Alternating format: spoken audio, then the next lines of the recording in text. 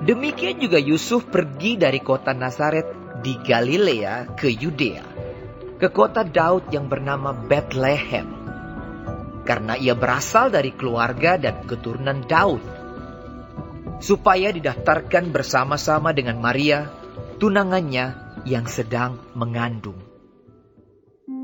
Ketika mereka di situ, tibalah waktunya bagi Maria untuk bersalin. Dan ia melahirkan seorang anak laki-laki, anaknya yang sulung. Lalu dibungkusnya dengan lampin dan dibaringkannya di dalam palungan, karena tidak ada tempat bagi mereka di rumah penginapan.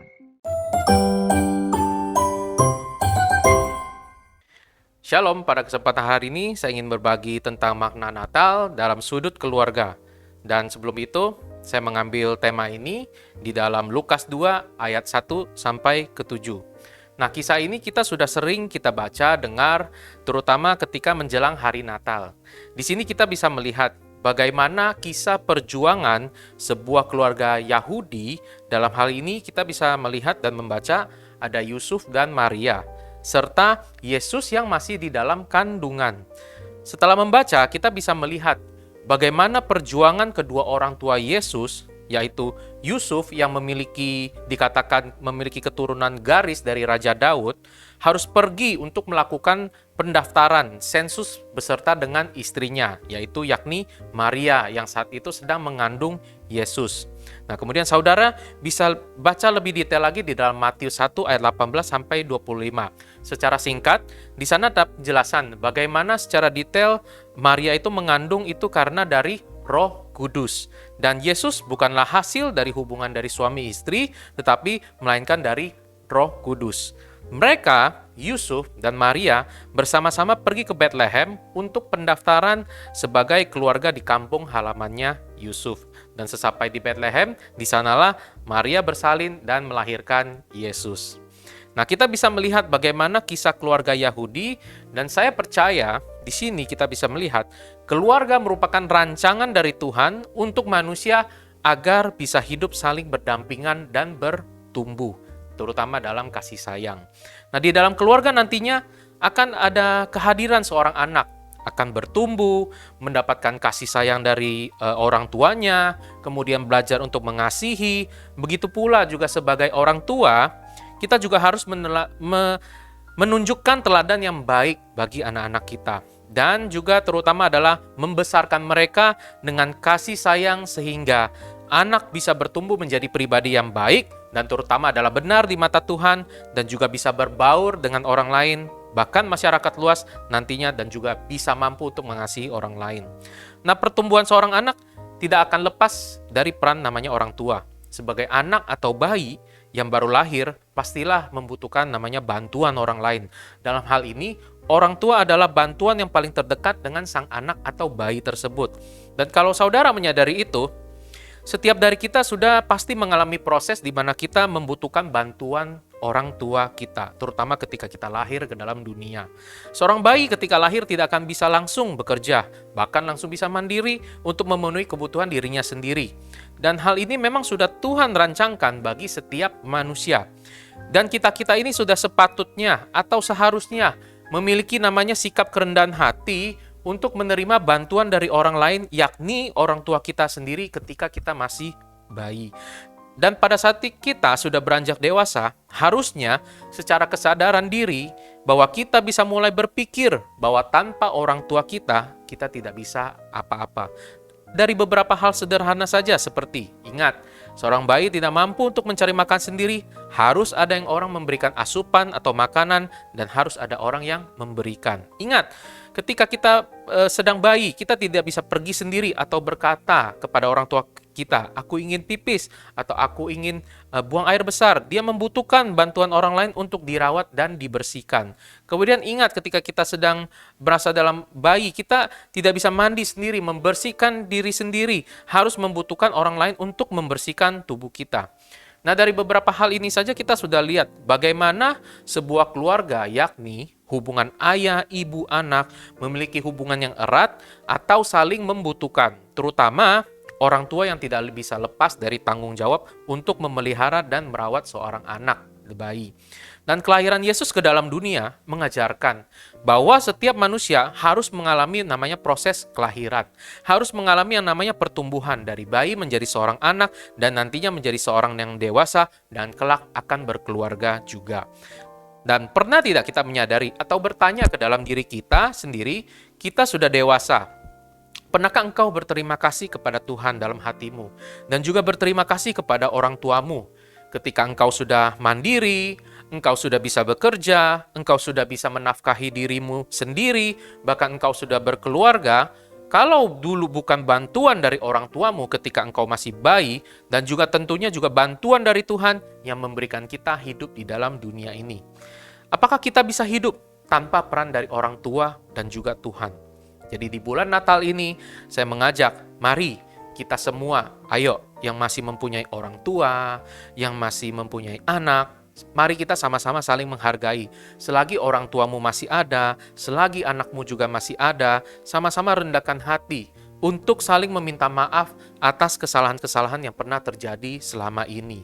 Sebagai anak, rendahkan dirimu, rendahkan hatimu, datang kepada orang tuamu dan berterima kasihlah kepada mereka bahwa tanpa mereka engkau tidak bisa apa-apa ketika engkau masih kecil. Ingat, ketika engkau masih anak, ketika engkau masih kecil, engkau selalu bergantung kepada orang tuamu. Namun, ketika engkau sudah dewasa, engkau mulai membangkang dan melawan orang tuamu. Ketika engkau masih anak, engkau masih kecil, engkau selalu dituntun untuk berjalan supaya engkau tidak jatuh. Dan itu merupakan kebahagiaan dari orang tuamu. Ketika engkau pertama kali berjalan, bahkan nantinya bisa berjalan sendiri, tetapi ketika sudah dewasa, orang tuamu mulai mengajak engkau pergi bersama-sama, engkau menolak dan lebih memilih untuk pergi bersama dengan sahabat-sahabatmu atau orang lain. Ketika engkau masih belum bisa berbicara, orang tuamu lah yang pertama kali mengajak engkau berbicara, mengajar engkau untuk berkata-kata. Tetapi ketika engkau dewasa, engkau mengabaikan orang tuamu. Bahkan melihat mukanya pun engkau tidak mau, apalagi mengajaknya berbicara. Jika engkau sekarang adalah pengikut Kristus, ayo sebagai orang Kristen, hidupi kekristenanmu, lakukan teladan Yesus, kasihilah orang tuamu. Itu adalah perintah yang dari awal Tuhan sudah berikan kepada kita semua manusia, baik itu dalam perjanjian yang lama dan juga perjanjian baru. Keluaran 20 ayat 12 berkata, hormatilah ayah dan ibumu supaya lanjut umurmu di tanah yang diberikan Tuhan Allah kepadamu. Kemudian Matius 15 ayat 4 dan Markus 7 ayat 10. Hormatilah ayahmu dan ibumu. Dan lagi, siapa yang mengutuki ayahnya dan ibunya pasti dihukum mati. Efesus 6 ayat 2-3 berkata, hormatilah ayahmu dan ibumu. Ini adalah suatu perintah yang penting, seperti yang nyata dari janji ini, supaya kamu berbahagia dan panjang umurmu di bumi. Dari beberapa ayat yang di atas kita bisa mengerti bahwa ketika kita sebagai seorang anak, jangan pernah mengeluarkan kata-kata kutuk kepada ayah dan ibu kita. Meskipun orang tua kita pernah melakukan kesalahan fatal yang kepada kita, firman Tuhan berkata, jangan mengutuk. Ya, harus kita lakukan. Kita tahu bahwa orang tua kita bukanlah manusia yang sempurna, yang bisa memberikan apa yang kita mau. Dan jangan pernah mengeluarkan kata-kata kotor, hina, yang merendahkan kepada mereka. Apa yang terjadi jika suatu kelak engkau menjadi orang tua dan anakmu suatu saat melakukan itu juga kepadamu? Jadi mari di bulan Natal 2002 ini, sama-sama kita memperbaiki diri, terutama kita mengevaluasi diri kita supaya kita bisa menjadi pribadi-pribadi yang memaafkan dan mengampuni, terutama sikap kerendahan hati seperti Yesus yang juga memiliki kerendahan hati yang paling sempurna. Nah, berbicara Natal juga tidak lepas dari kisah kelahiran Yesus dan peran kedua orang tua Yesus. Dan mereka adalah gambaran keluarga yang saling mengasihi satu sama lain. Natal memberikan pesan kepada kita semua. Keluarga adalah bagian atau elemen penting dalam setiap kehidupan kita. Natal juga memberikan pesan kepada kita sebagai anak untuk membalas kasih orang tua dan juga belajar untuk mengasihi saudara-saudara kita, saudara-saudara kandung kita kah, teman kita kah, bahkan orang yang dekat dengan kita dan di sekitar kita. Natal juga memberikan pesan kepada kita bahwa Yesus adalah bagian dari keluarga kita. Oleh karena Yesus, kita beroleh penebusan dosa, di mana Bapa merelakan anaknya yang tunggal untuk kita semua, supaya kita nanti bisa bersama-sama kelak dengan Bapa di surga. Itu adalah pengorbanan dari sang anak. Bapa merelakan anaknya. Sebagai keluarga, Bapa merelakan anaknya kepada kita semua. Natal juga memberikan pesan untuk menghargai pengorbanan orang tuamu, di mana ada sebuah proses kejadian atau proses sebelum kelahiran yang terjadi, kita lahir ke dunia, yang terkadang kita tidak pernah bertanya kepada orang tua kita. Kejadian atau peristiwa apa yang orang tua kita alami sebelum kita lahir ke dunia ini? Seperti yang dialami oleh kelahiran Yesus. Bagaimana perjuangan orang tua Yesus sebelum lahir ke dunia ini? Mereka harus pergi mendaftarkan diri untuk mendaftarkan sebagai keturunan di kota kampungnya sendiri. Nah, jadi mari nikmati Natal bersama dengan keluargamu atau orang-orang yang sudah engkau anggap sebagai keluarga. Nikmati bersama, terutama di dalam kenikmatan itu, bersama-sama selalu mengucap syukur dan berterima kasih kepada Tuhan. Katakan, terima kasih Tuhan, Engkau sudah memberikan aku hidup di dunia ini. Terima kasih Engkau lahir bagiku dan terima kasih untuk pengorbananmu bagiku. Dan jangan lupa juga berdoalah kepada orang tuamu. Terima kasih Tuhan, aku mengucap syukur, aku lahir dalam keluargaku. Berkati orang tuaku agar senantiasa sehat dan dalam pemeliharaan Tuhan. Dan mampukan aku supaya aku menjadi berkat bagi orang tuaku. Nikmati Natal bersama dengan keluargamu, sayangi orang tuamu, sayangi anak-anakmu, kasihilah sebagaimana engkau juga mengasihi dirimu sendiri. Ini adalah pesan Natal bagi keluarga. Nikmati bersama dengan keluargamu di saat-saat di Natal 2002 ini. Terima kasih, Tuhan Yesus memberkati.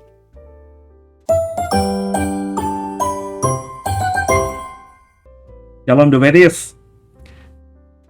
Lukas 2 ayat 4-7 yang Bapak Ibu semua sudah dengar isinya, ayatnya sudah dibacakan.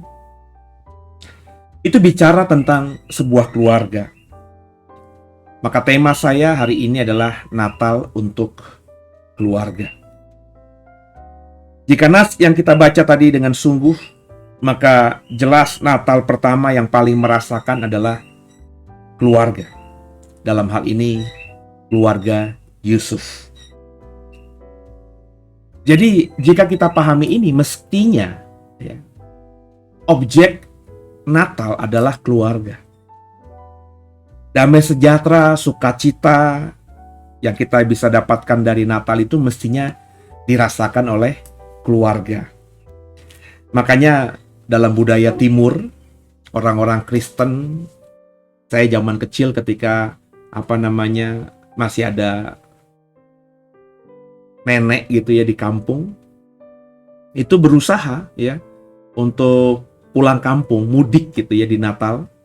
Karena di dalam mudik Natal itu, pulang kampung di momen Natal itu, kita ketemu sama semua keluarga besar.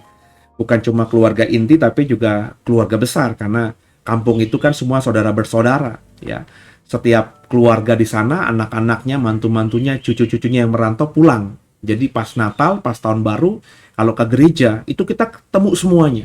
Saya yang karena lahir di Jakarta ya hanya kenal yang dekat-dekat saja. Tapi ibu saya yang lahir di kampung sana, ya tentu senang sekali ya akhirnya bertemu dengan temannya waktu kecil, saudaranya yang jauh, sepupunya, sepupu jauhnya, semuanya kumpul gitu dengan keluarga besar mereka masing-masing.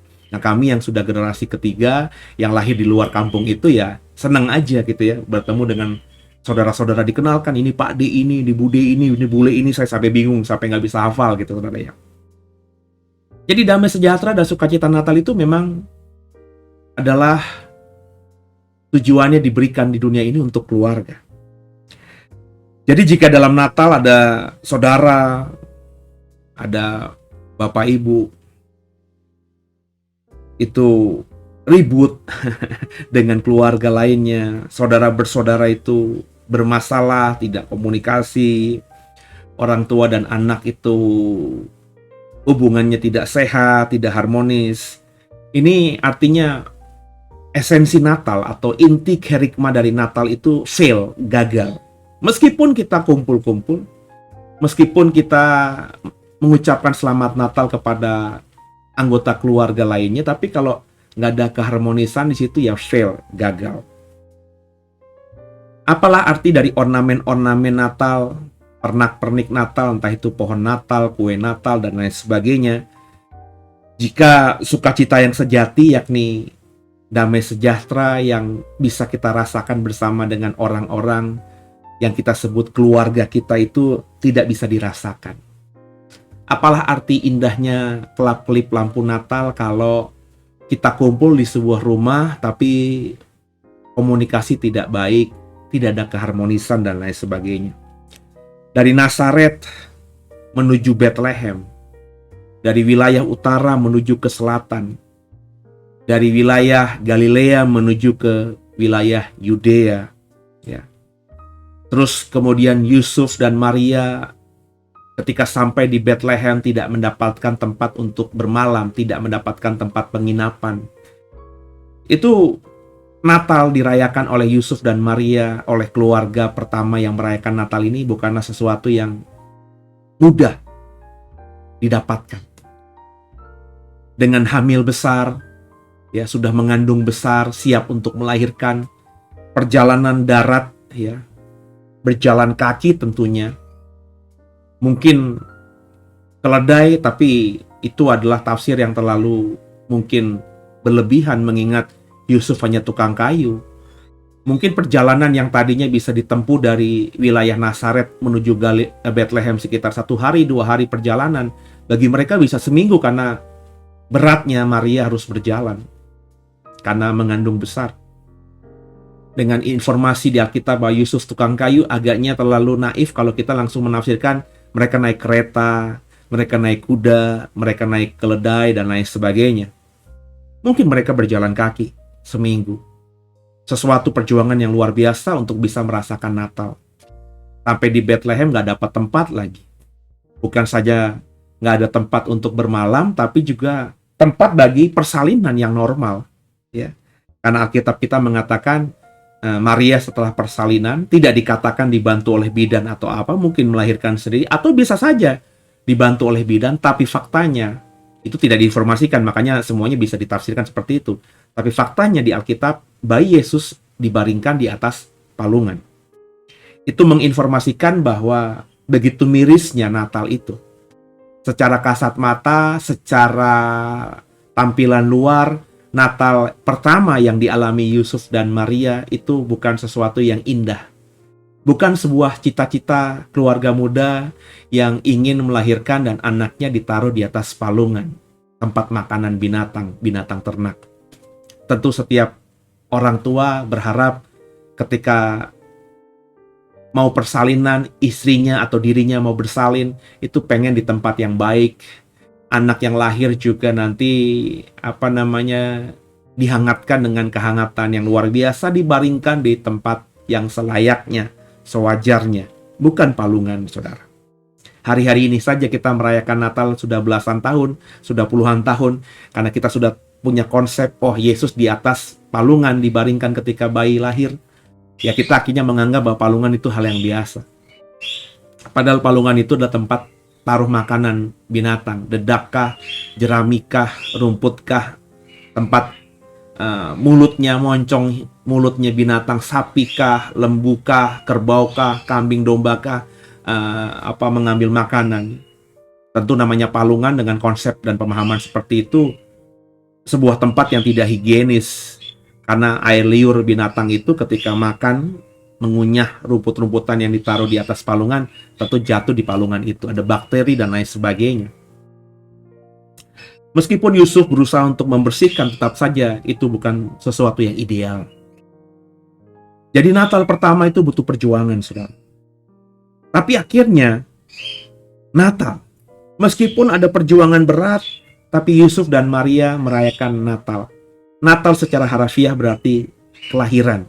Kelahiran anak mereka, anak yang mereka nanti-nantikan. Dalam mengandung besar, perjalanan darat yang berat, bersalin di kandang, bayi di palungan, menderita, tapi akhirnya kembali merayakan Natal. Dan Natal itu bicara mengenai sukacita. Apa yang berat yang ditempuh oleh Yusuf dan Maria. Maria yang begitu berat, nafasnya mungkin tersengal-sengal. Satu sisi dia ingin cepat sampai di Bethlehem, tapi sisi lain dia tidak bisa karena dia mengandung berat, mengandung besar. Sisi lain ingin tersenyum sama suaminya yang mendampingi dia, tapi sisi lain dia juga merasakan penderitaan karena hamil besar ini. Yusuf pun demikian. Satu sisi dia mungkin ingin cepat-cepat sampai di Bethlehem, tapi dia melihat istrinya tidak mampu berjalan dengan cepat. Mungkin ada miskomunikasi perjalanan suami istri ini antara Nazaret sampai ke Bethlehem karena kondisi-kondisi sosial tadi, ya.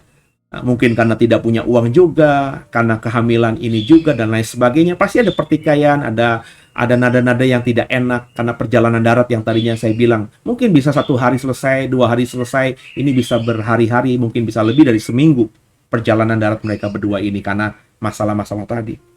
Tapi akhirnya Natal, ketika bayi mereka lahir, tentu sukacita yang ada.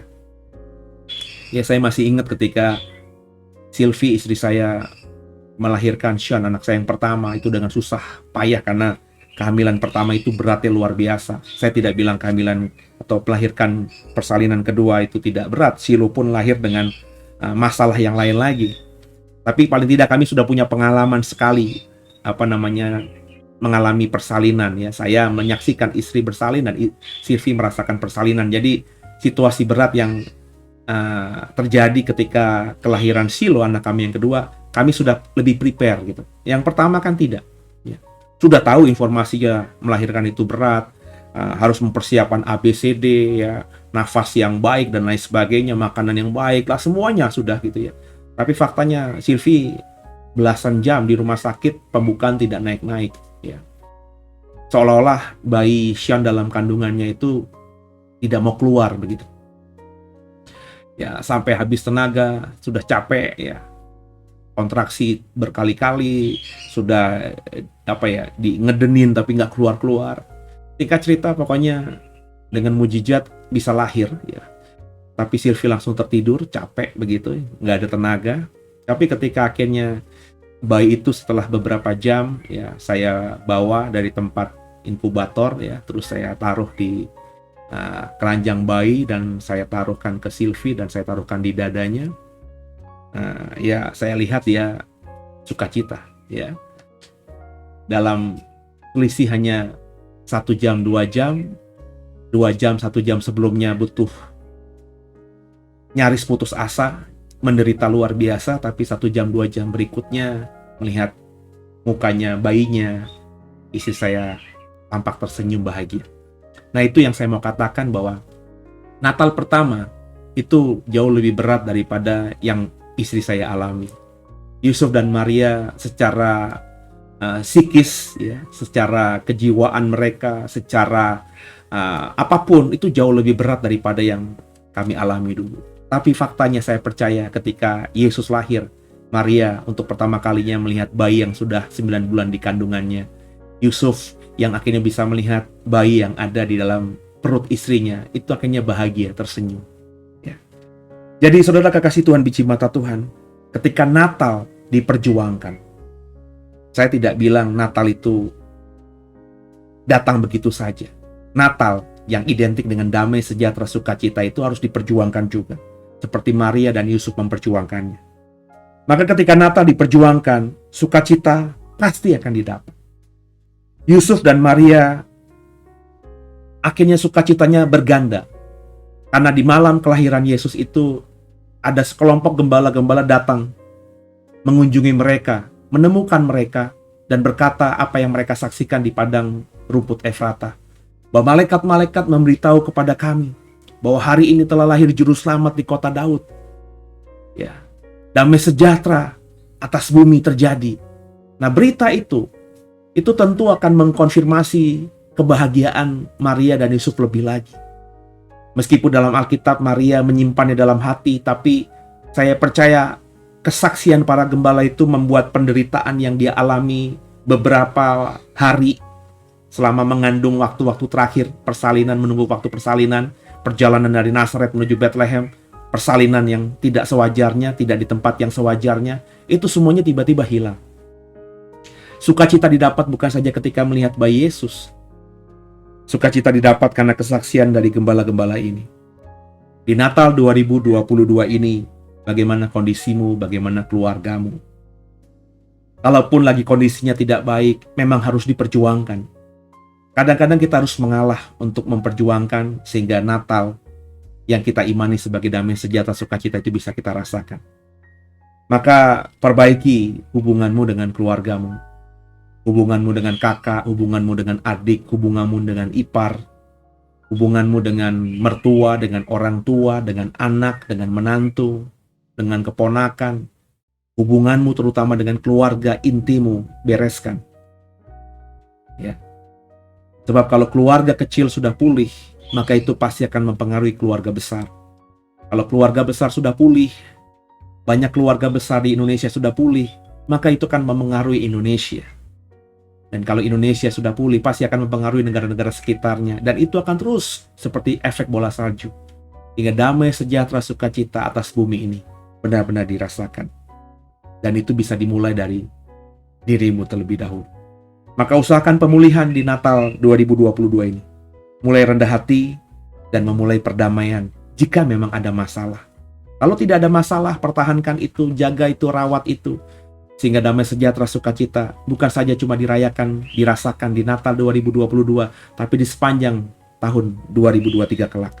Katanya zaman gelap, tapi kalau ada damai sejahtera sukacita, keluarga bisa menghadapinya bersama-sama, kemenangan akan diraih.